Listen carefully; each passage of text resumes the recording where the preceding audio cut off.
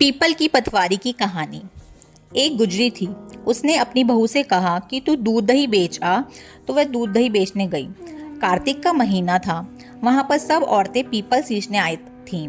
तो वह भी बैठ गई और औरतों से पूछने लगी कि तुम क्या कर रही हो। तो औरतें बोलीं कि हम तो पीपल की पटवारी सींच रही हैं। तो उसने पूछा, इससे क्या होता है। औरतों ने जवाब दिया कि इसके करने से अन्न धन मिलता है, वर्षों का बिछड़ा हुआ पति मिलता है। तो उस गुजरी ने कहा कि तुम तो पानी सींच रही हो, मैं दूध दही से सींचूंगी। उसकी सास रोज कहती कि तू दूध दही बेचकर पैसे ला कर दे। तो उसने कहा, जब कार्तिक का महीना पूरा हो जाएगा तब ला दूंगी। और कार्तिक का महीना पूरा हो गया। पूनम के दिन गुजरी पीपल पटवारी के पास धरना लेकर बैठ गई। पीपल ने पूछा कि तू यहाँ क्यों पड़ी है। उसने कहा, मेरी सास दूध दही के पैसे मांगेगी। तो पीपल ने कहा, मेरे पास पैसे नहीं हैं, ये भाटे डंडे पान पत्ते पड़े हैं, वह ले जा और गुल्लक में रख दियो। जब सास ने पूछा, पैसे लाई है।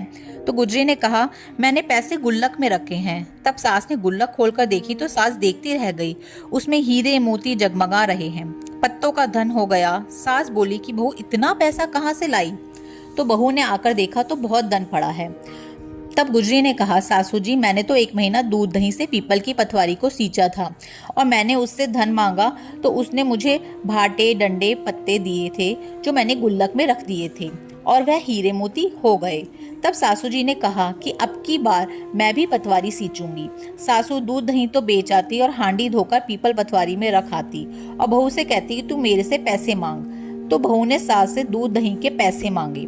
तो सासू जी पीपल पटवारी पर जाकर धरना लेकर बैठ गई।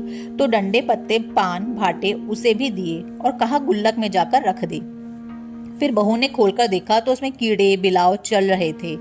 गुजरी ने सास से कहा, यह क्या है। तो सास देखकर बोली कि पीपल पटवारी ने तेरे को तो अन्न धन दिया और मुझे कीड़े मकोड़े दिए। तब सब बोले कि बहू तो सच से सींचती थी और सासू जी धन की भूख से सींचती थी। इसलिए हे पटवारी माता, जैसे बहू को दिया वैसा सबको दियो, जैसा सासू को दिया वैसा किसी को मत दियो। पीपल की पटवारी की जय।